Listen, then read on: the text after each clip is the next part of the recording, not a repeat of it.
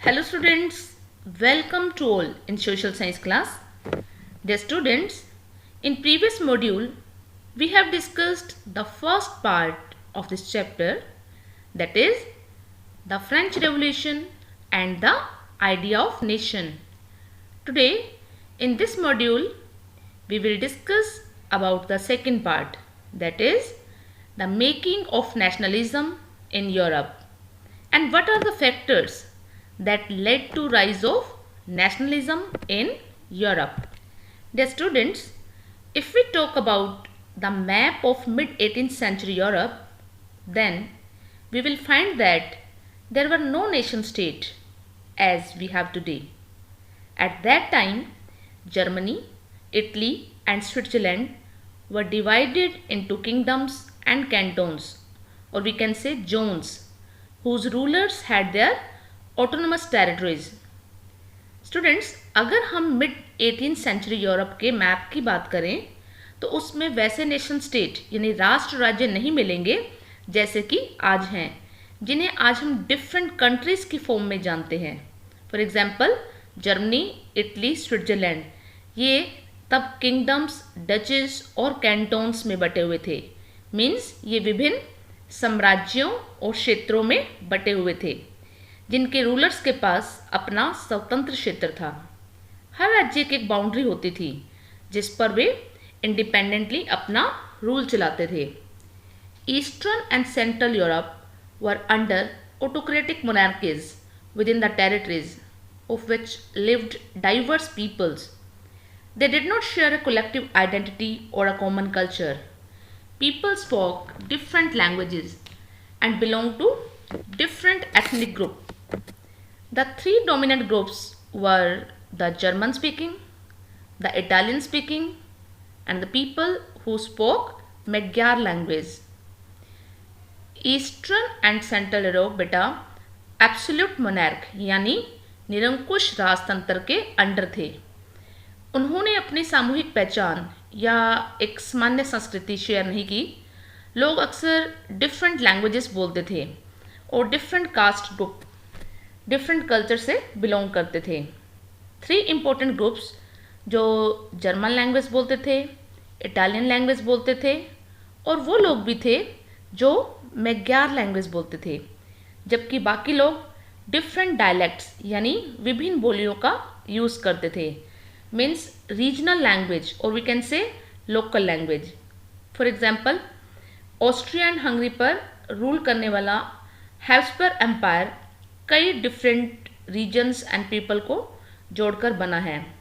इसमें एल्प्स के terol, Austria and सुदेतनलैंड जैसे एरियाज के साथ साथ बोहेमिया भी इंक्लूडेड था, जहाँ के एरिस्टोक्रेट्स पीपल जर्मन लैंग्वेज बोलते थे.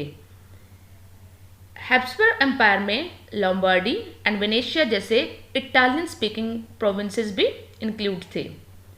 हंगरी में लोग मैग्यार लैंग्वेज बोलते थे जबकि बाकी लोग डिफरेंट बोलियां बोलते थे.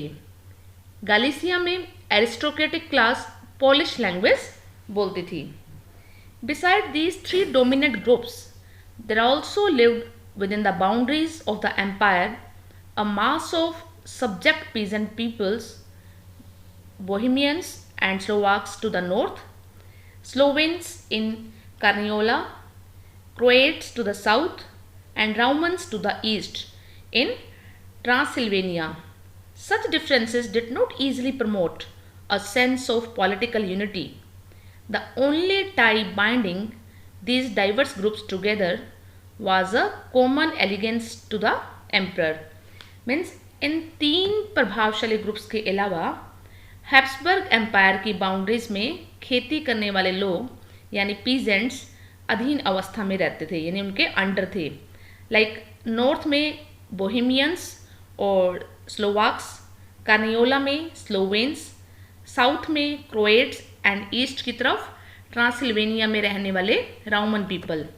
ऐसे डिफरेंसेस पॉलिटिकल यूनिटी को ईजिली प्रमोट करने वाले नहीं थे.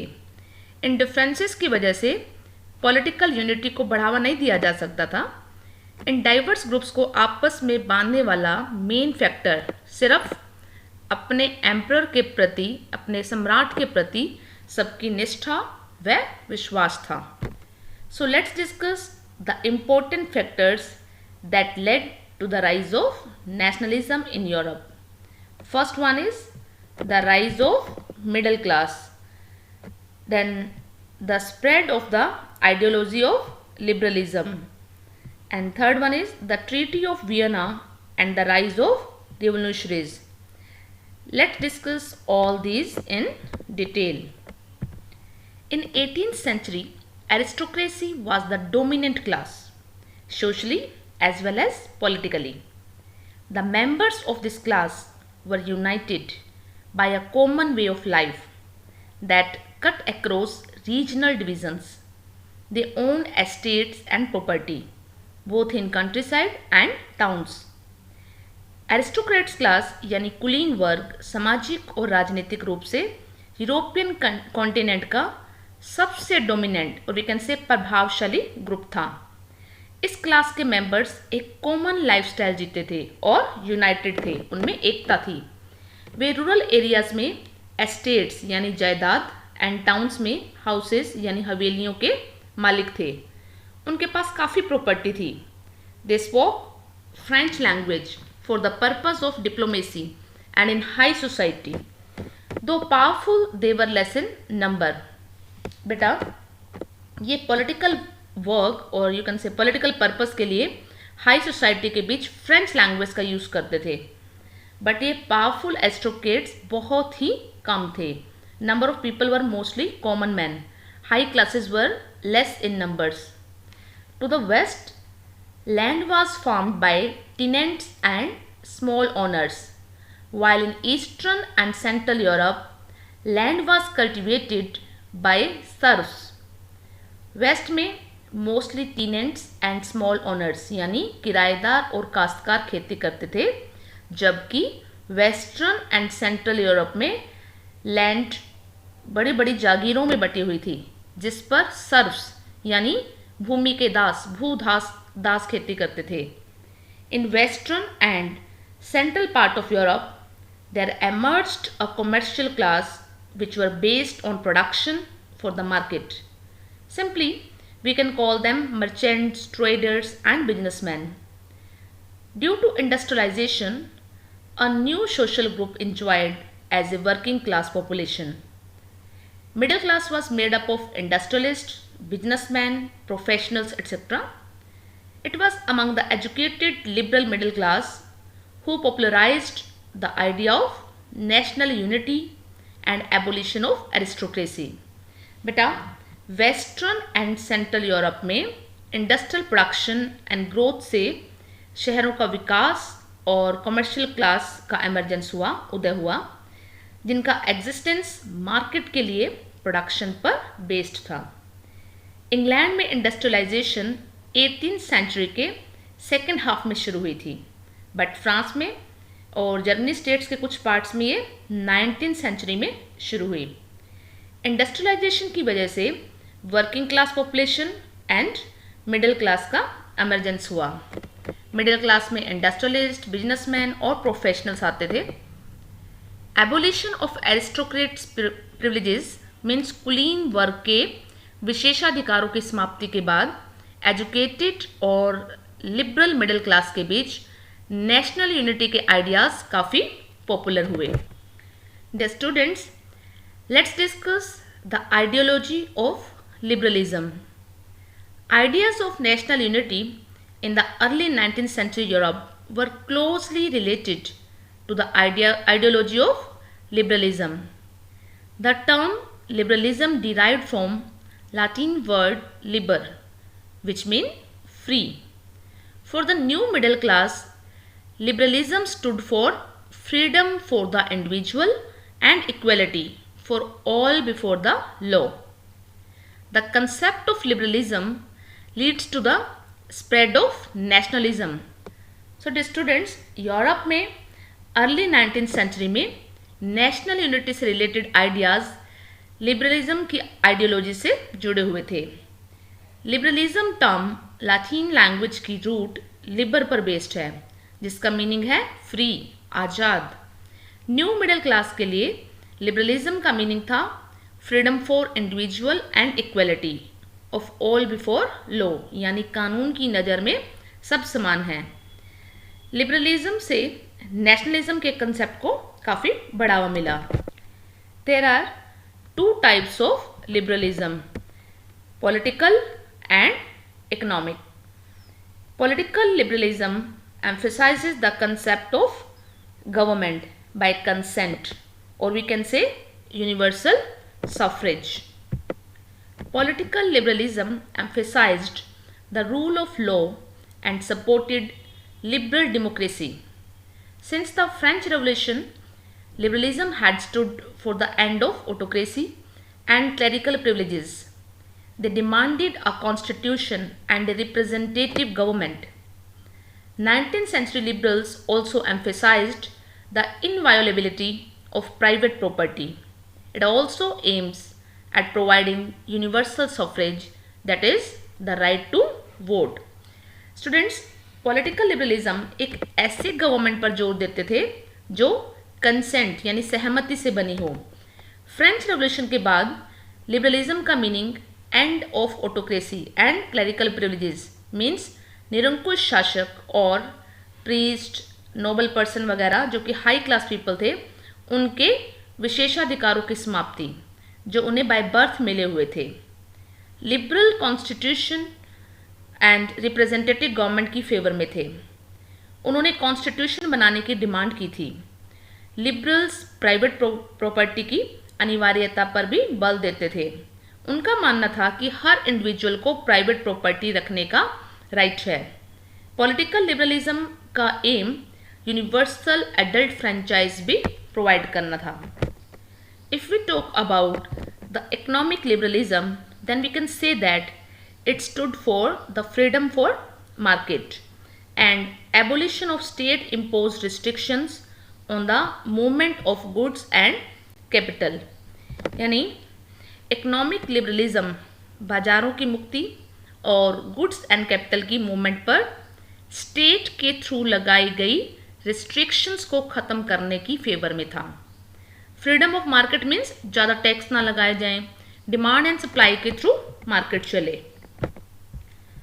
Napoleon's administrative measures had created out of countless small principalities a confederation of 39 states.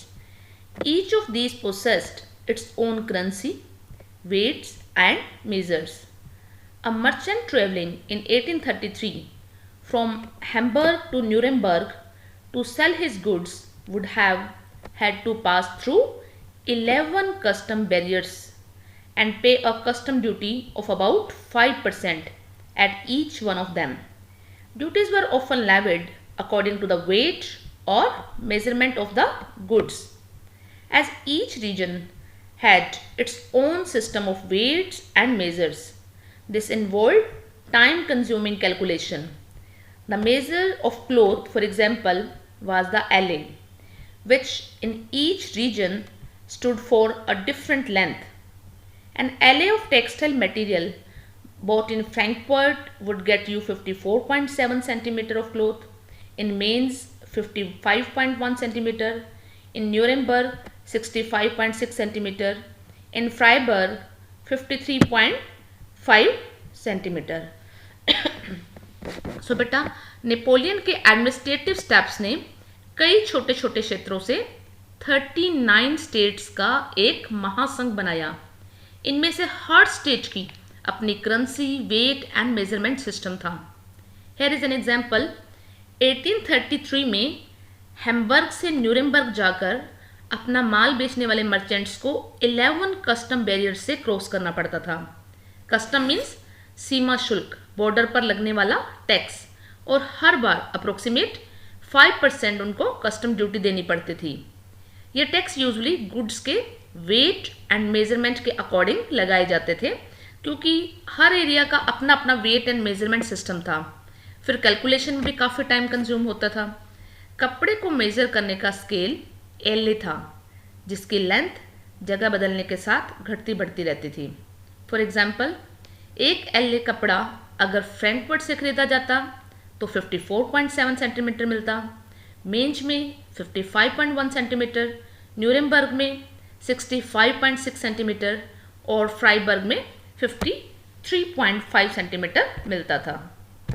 So, such conditions were considered as great obstacle to economic exchange and growth by new commercial class. Economic liberalism favored the creation of unified economic territory in order to maintain unhindered movement of goods and capital. So, इस तरह की condition को new commercial class यानी व्यापारी वर्ग के द्वारा economic exchange और डेवलपमेंट के रास्ते में एक बहुत बड़ी ऑब्स्टेकल यानी बाधा माना गया. इकोनॉमिक लिबरलिज्म ने गुड्स एंड कैपिटल के फ्री फ्लो और मूवमेंट को बनाए रखने के लिए आर्थिक क्षेत्र के निर्माण का पक्ष लिया. मीन्स हर क्षेत्र में, हर एरिया में वेट एंड मेजरमेंट का सेम सिस्टम हो, कॉमन करेंसी हो, ताकि गुड्स के एक्सचेंज में कोई प्रॉब्लम ना हो. सो a custom union was formed in 1834, which was also known as Joulverian. It abolished the tariff barrier and reduced the number of currencies from over 30 to 2. Means 1834 में प्रशिया ने एक कस्टम यूनियन जिसका name था जोल्वेरियन establish किया, जिसमें mostly German states ने join किया. इस यूनियन ने टैरिफ बैरियर्स मीन्स बॉर्डर पर लगने वाले टैक्स को ख़त्म कर दिया था और नंबर ऑफ करेंसीज भी रिड्यूस कर दी, जो उससे पहले 30 से ऊपर थी. यानी अब करेंसी सिर्फ 2 टाइप की ही रह गई थी. इसके अलावा रेलवे नेटवर्क को भी इंक्रीज़ किया. रेलवे लाइंस बिछाई गई जो कि इकोनॉमिक इंटरेस्ट और नेशनल यूनिफिकेशन में काफ़ी हेल्पफुल हुई. मीन्स रेलवे से ट्रेड को काफ़ी बढ़ावा मिला. Dear students, let's discuss the new conservatism after 1815. In your 9th class, we have discussed about the defeat of Napoleon in the Battle of Waterloo. After his defeat, European governments were driven by the spirit of conservatism. Do you know what is conservatism?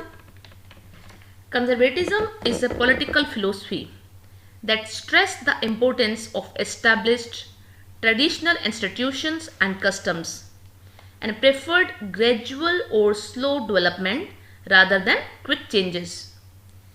Conservatives believe that the monarchy, the church, social hierarchies, property and the family should be preserved. यानी रूढ़िवादी यानी conservatives ये मानते थे कि राज्य और समाज के through establish institution like monarch means राजतंत्र, चर्च, सोशल हायरार्कीज यानी सामाजिक ऊंच नीच, संपत्ति और परिवार को बनाए रखना चाहिए. फिर भी most of the conservatism revolution से पहले के टाइम में वापसी नहीं चाहते थे, क्योंकि उन्होंने ये रियलाइज़ कर लिया कि नेपोलियन के थ्रू शुरू किए गए चेंजेस मीन्स मॉडर्नाइजेशन मोनार्क जैसे ट्रेडिशनल इंस्टीट्यूशन को स्ट्रॉन्ग बनाने में हेल्पफुल थे. मॉडर्नाइजेशन स्टेट पावर को इफेक्टिव एंड स्ट्रॉन्ग बना सकता था. एक मॉडर्न आर्मी, एफिशिएंट ब्यूरोक्रेसी, गतिशील अर्थव्यवस्था मीन्स डायनामिक इकोनॉमी, फ्यूडलिज्म का एंड और सर्फडम का एंड यूरोप के ऑटोक्रेटिक मोनार्क को स्ट्रेंथन कर सकते थे. The European powers Britain, Russia, Prussia and Austria who had collectively defeated Napoleon met at Vienna to draw up a settlement of Europe. The Congress was hosted by the Austrian Chancellor Duke Metternich and they drew up Treaty of Vienna of 1815. So बेटा 1815 में Britain, Russia, Prussia और Austria जैसी European powers जिन्होंने मिलकर Napoleon को हराया था, उनके रिप्रेजेंटेटिव्स यूरोप के लिए समझौता तैयार करने के लिए वियना में मिले. इस कांग्रेस यानी सम्मेलन की होस्टिंग यानी मेजबानी ऑस्ट्रिया के चांसलर ड्यूक मेटरनिक ने की. इसमें जिन रिप्रेजेंटेटिव्स ने 1815 की वियना संधि मीन्स ट्रीटी ऑफ वियना तैयार की, जिसका पर्पस उन कई चेंजेस को ख़त्म करना था जो नेपोलियनिक वार्स के टाइम किए गए थे. Dear students, let's discuss The main provisions of the Treaty of Vienna. The main provisions of the Treaty of Vienna were, first one is the Bourbon dynasty, which had been deposed during the French Revolution, was restored to power. यानी बुर्बो dynasty जिसे French revolution के time हटा दिया गया था, उसकी power को फिर से रिस्टोर कर दिया गया था. Second one is France lost the territories that it had annexed under Napoleon. France अपनी इन सभी टेरिटरीज को, क्षेत्रों को खो चुका था जो नेपोलियन ने अपने कब्जे में किए थे. Third provision is a series of states were set up on the boundaries of France to prevent its expansion in future. यानी फ्रेंच की बाउंड्रीज पर स्टेट्स की एक सीरीज सेटअप की गई ताकि इन फ्यूचर फ्रांस के विस्तार को रोका जा सके. Fourth, Prussia was given important new territories on it's western frontiers while Austria was given control of northern Italy. यानी प्रशिया को उसकी पश्चिमी सीमाओं पर इम्पोर्टेंट न्यू एरियाज दिए गए, जबकि ऑस्ट्रिया को नॉर्दर्न इटली का कंट्रोल दिया गया. There were no change in German confederation of 39 states that had been set up by the Napoleon.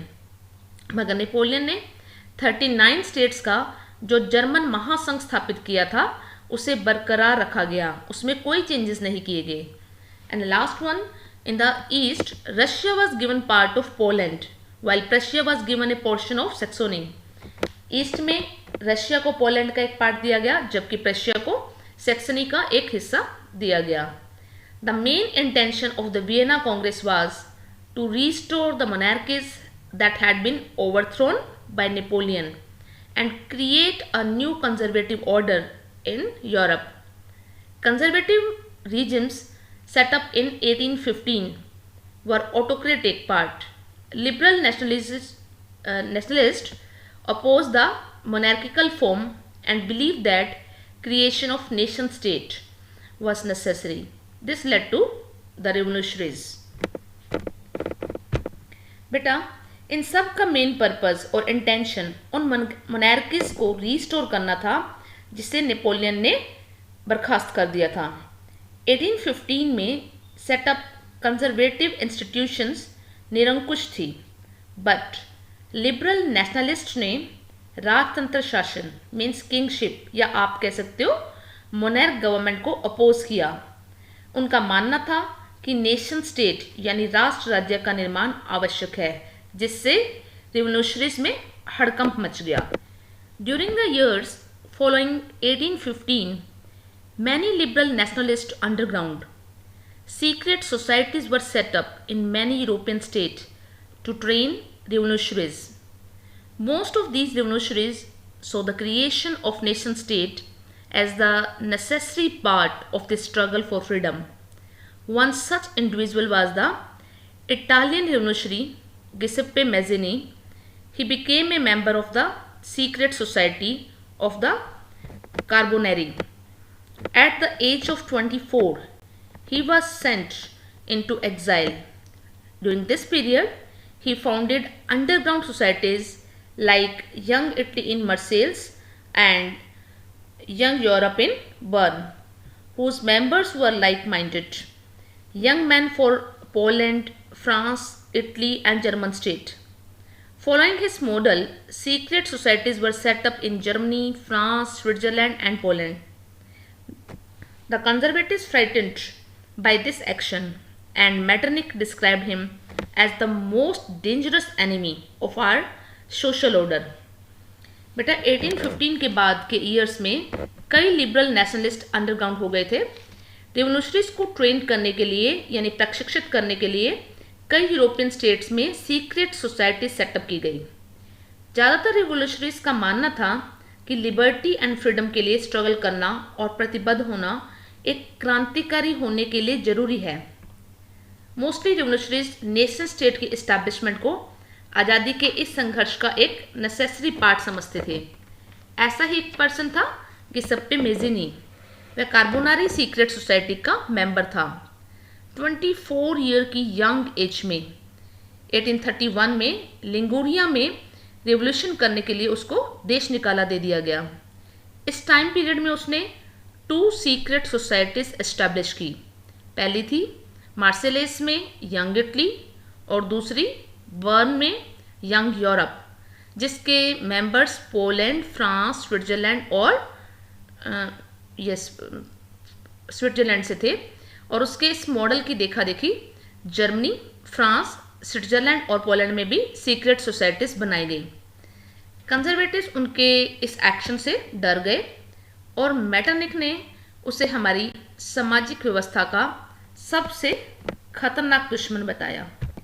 So dear students, in this module we have studied the making of nationalism in Europe and how did nationalism and the idea of nation state emerge, and after that the age of revolution started, that we will discuss in the next module.